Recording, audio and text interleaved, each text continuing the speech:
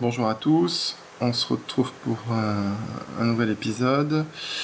Alors encore une fois désolé si vous entendez les cigales ou le ventilateur, mais je vais essayer de travailler ça en post-prod. Donc on se retrouve pour une nouvelle capsule qui va parler de haïku et aussi un petit peu de tanka. Et la question du jour que je me pose depuis pas mal de temps, lorsque je lis des recueils de poésie asiatique courte, c'est: qu'est-ce qui fait un bon recueil de haïku ou de tanka? Alors c'est pas facile d'y répondre. J'imagine que la plupart des gens vont commencer à faire une liste, à se dire il faut le respect des règles d'écriture, il faut que le contenu soit intéressant et donc pas ennuyeux. Il faut qu'il y ait un certain nombre de haïkus dans le recueil. Vous savez, moi personnellement je recommande d'en publier au moins 200 par ouvrage. Donc ça c'est à titre personnel. Voilà, on peut faire toute une liste de critères. Mais personnellement, c'est pas une liste qui me sert à apprécier un ouvrage. Souvent, ce que j'ai observé, c'est autre chose. Une chose qui se passe pendant la lecture, qui est incontrôlable. Bien sûr, je ne parle pas des compilations de haïkus classiques célèbres. Évidemment, là, la qualité du recueil est évidente. Je parle en fait plutôt des livres originaux, publiés par un seul auteur, qu'il soit contemporain ou ancien. Et donc, lorsque je découvre pour la première fois ce genre d'œuvre, parfois mon esprit percute sur quelques mots, sur une image, une portion de texte qui d'un seul coup me parle et provoque une réaction en moi. Alors qu'elle fasse partie d'un poème ou du texte qui parfois les accompagne. Et en cet instant, une sorte de mécanisme de création, on va appeler ça comme ça, se déclenche en moi.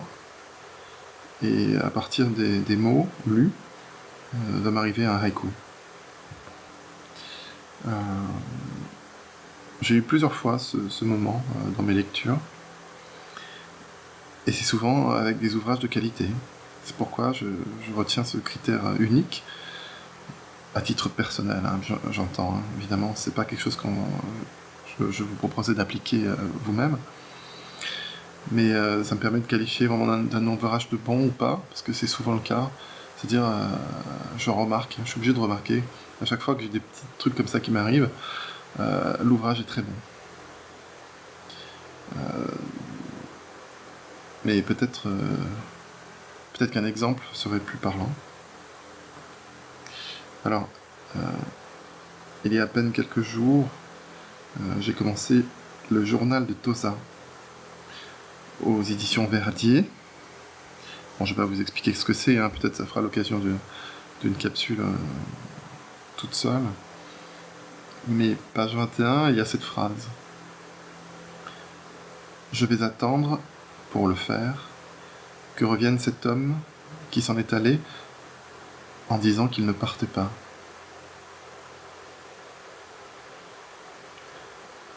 Alors je vous la refais.